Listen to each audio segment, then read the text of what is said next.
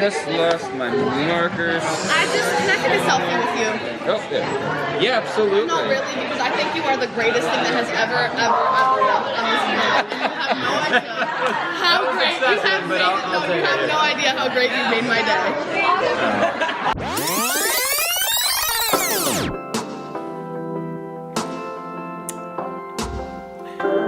I think teaching is one of the most noble professions. There's something about teaching that's kind of like time travel. You're literally shaping and changing the future in ways that will only reveal itself over time. Of course, teaching can be incredibly frustrating. Thomas Carruthers once said, "A teacher is someone who makes themselves progressively unnecessary." It's kind of a weird way to think about it. If you do your job well as a teacher, you will essentially render yourself useless. That's the whole idea, that you do your job so well that your students no longer need you. I've always had a fascination with teaching. I come from a family of teachers. My father is a PhD, a professor of computer science at a university. My aunt, his sister, is a high school math teacher. Most of the people I went to college with became teachers. At one point in college, I was in the secondary ed mathematics dual major, thinking I was going to be a high school math teacher and maybe eventually get my PhD like my dad.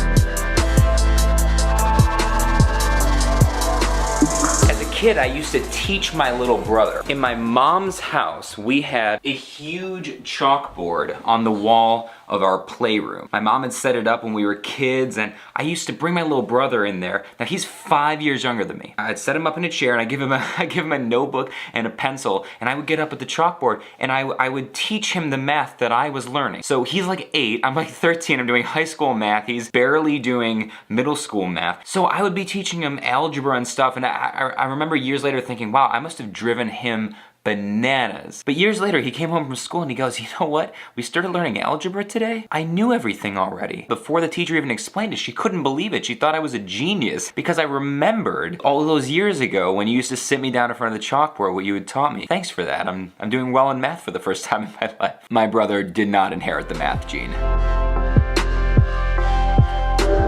So my first ever professional teaching experience came when I was like 17. I taught an introduction to card magic camp the summer before going off to college for the first time.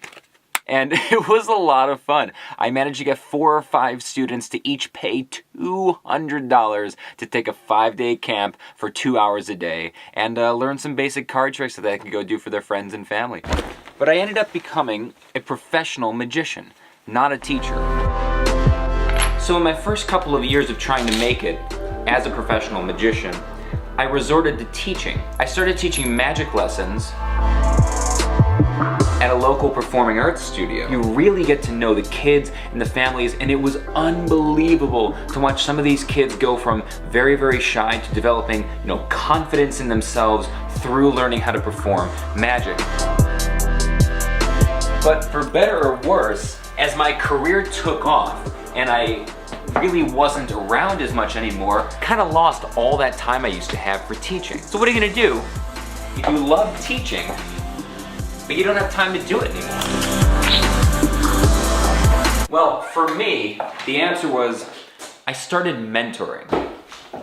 The question then becomes, what is the difference between teaching and mentoring?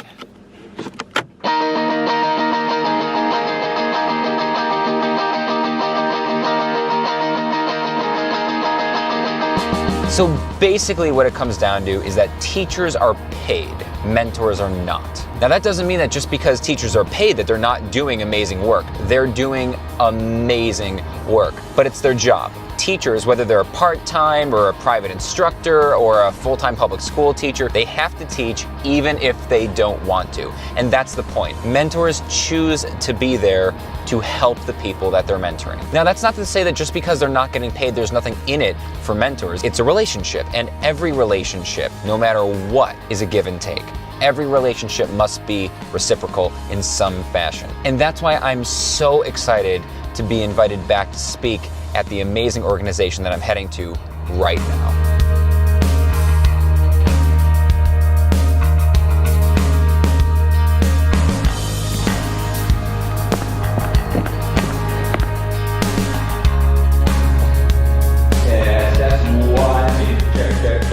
You're a mentee. You're in 8th grade then?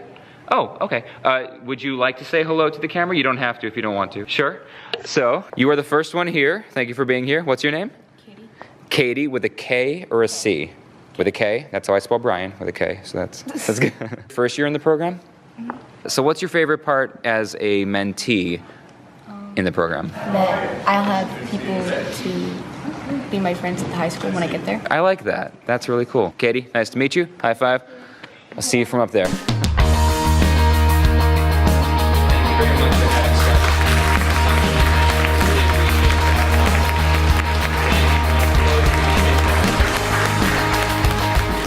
Our Positive Kick program is really one of a kind. It's new. We're in our 4th year this year. And Positive Kick stands for Positive Kids Influencing Kids.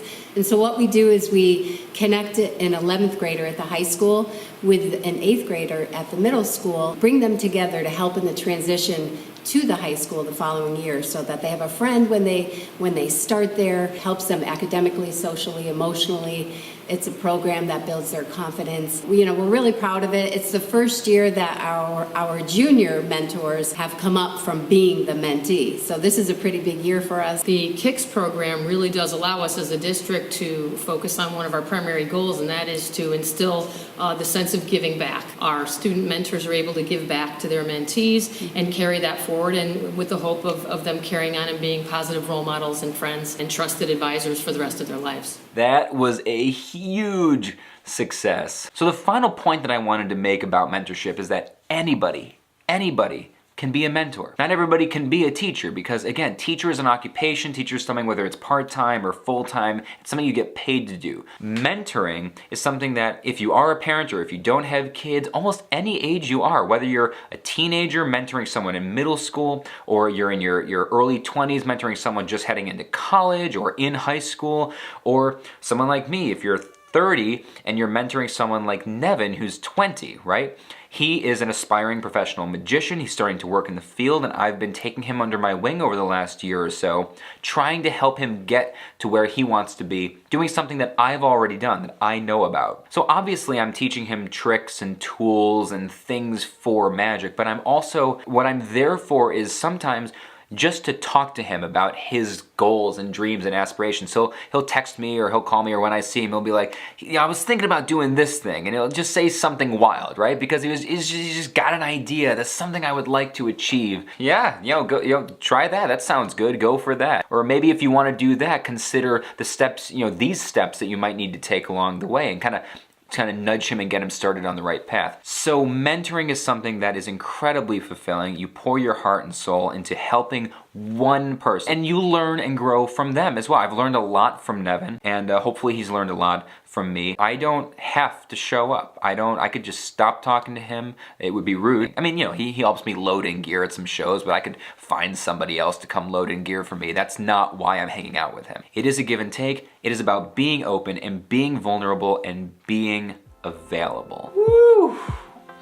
Well, my name is Brian Miller. I am a magician and motivational speaker, and if you're new here, welcome to Brian Miller Magic on YouTube. This is a channel where we give inspiration, tips, and tutorials for creative people just like you. Please do hit the like button if you enjoyed this video. Consider subscribing if you haven't already, and always remember that our world is a shared experience.